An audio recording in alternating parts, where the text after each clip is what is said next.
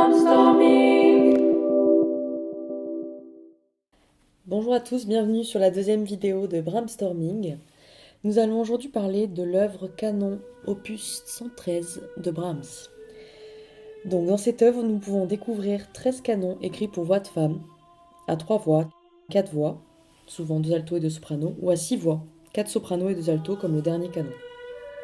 Cette œuvre a été composée en 1891, 6 ans avant la mort de Johannes Brahms.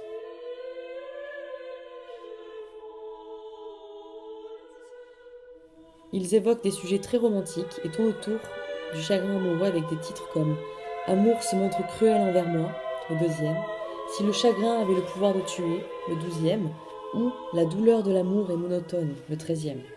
Joie! Brahms aurait composé ces canons pour être chantés par le Hamburg Women's Chorus. Et d'ailleurs, Brahms dit dans une lettre de Joseph Joachim Ces canons sont faits bien sûr pour être chantés et pas pour être écoutés.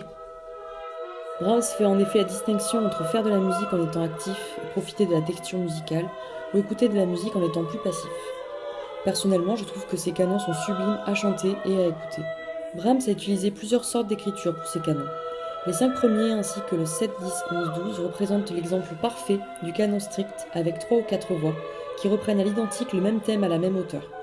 Le 6e est particulier car il annonce déjà ce que nous verrons après, le double canon soprano-alto. Les 2 sopranos ont le même thème en canon, tandis que les altos reprennent le thème du soprano mais en miroir, c'est-à-dire en inversant les montées et les descentes. C'est vraiment une écriture géniale. Mais les 2 thèmes restent cependant liés, notamment grâce à l'aspect rythmique qui reste identique. La particularité du double canon soprano-alto est surtout utilisée dans le dernier canon à 6 voix. Les 4 sopranos sont en canon strict, avec un thème assez mouvementé.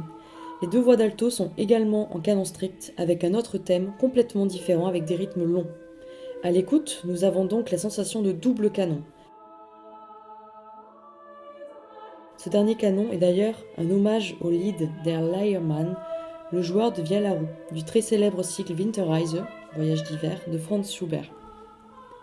Par rapport à cette référence, Malcolm McDonald dit que c'est une belle illustration de la personnalité de Brahms.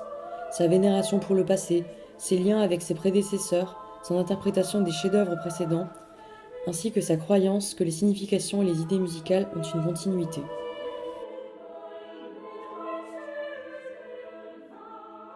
Je voulais profiter de cette présentation des canons à voix de femme de Brahms pour vous parler d'un sujet plus large qui m'intéresse, les compositions pour chœur à voix de femme. À partir de quand trouve-t-on les premières œuvres pour cet effectif vocal ? Alors déjà, il faut préciser que dans le répertoire du chant choral, il existe 2 sortes d'effectifs vocales. Le chœur mixte, composé d'hommes et de femmes, souvent à 4 voix, S, A, T, B, pour soprano, alto, ténor, basse. Mais il existe toutes sortes de déclinaisons, 3 voix, 5 voix, 6, 7, 8 voix, jusqu'à 40 voix, comme le motet de Thomas Tallis. Le deuxième effectif, c'est le chœur à voix égale. Il y en existe plusieurs sortes. Le chœur d'enfant, le chœur à voix d'homme et le chœur à voix de femme, comme nous avons vu dans les canons de Brahms. J'ai souhaité réfléchir sur cet effectif vocal. Je me suis demandé à partir de quelle époque les compositeurs ou compositrices ont vraiment écrit pour voix de femme.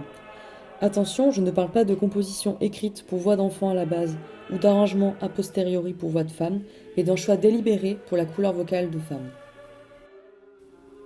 Je vais prendre le parti de cibler à partir du Moyen-Âge occidental. Si nous remontons à l'époque médiévale, nous pouvons déjà nous demander si les femmes chantaient. Nous savons que l'éducation des arts libéraux était souvent réservée aux hommes.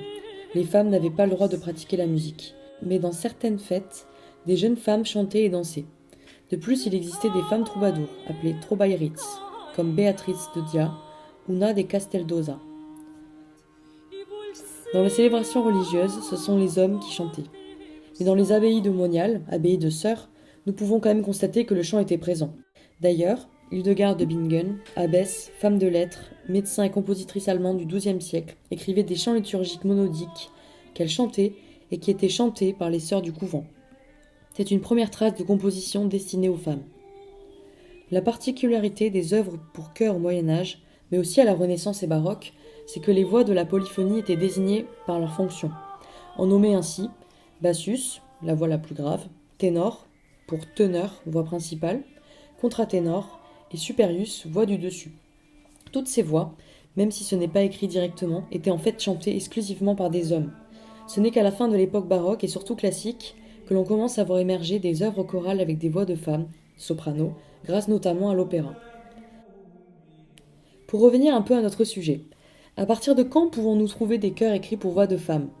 Nous avons quelques œuvres écrites à l'époque classique, comme Michael Haydn, frère cadet de Joseph Haydn, mais l'apogée se trouve plutôt à l'époque romantique, avec Schumann, Schubert, Mendelssohn, Brahms, Rossini, Léo Delibes, Hector Berlioz, et etc. Au XXe siècle, les œuvres pour voix de femmes sont très nombreuses et continuent de se développer, notamment chez les compositeurs et compositrices français du XXe siècle, comme Caplet, Debussy, Lily Boulanger, Poulenc, Fauré, Duruflé, etc. L'époque contemporaine est aussi très riche pour cet effectif. Hersan, Connaisson, Marceau, Patrick Burgan, Badins, Tomasi Ligeti, etc. D'ailleurs, des ensembles à voix de femmes font des commandes aux compositeurs et compositrices pour leur ensemble. Voici quelques exemples de références de chœurs à voix de femmes que personnellement j'aime beaucoup. Je pense tout de suite à Calliope, dirigé par Régine Teodorescu. C'est un très bel ensemble professionnel qui a été créé en 2000 à Lyon, avec aujourd'hui une dizaine de CD à leur actif et des concerts sur des scènes prestigieuses. Je pense aussi à Mora Vocis, ensemble à voix de femmes mêlant répertoire du Moyen-Âge et contemporain, avec une réflexion scénique de l'espace. Les CD, notamment L'Amante, est à écouter absolument, je trouve.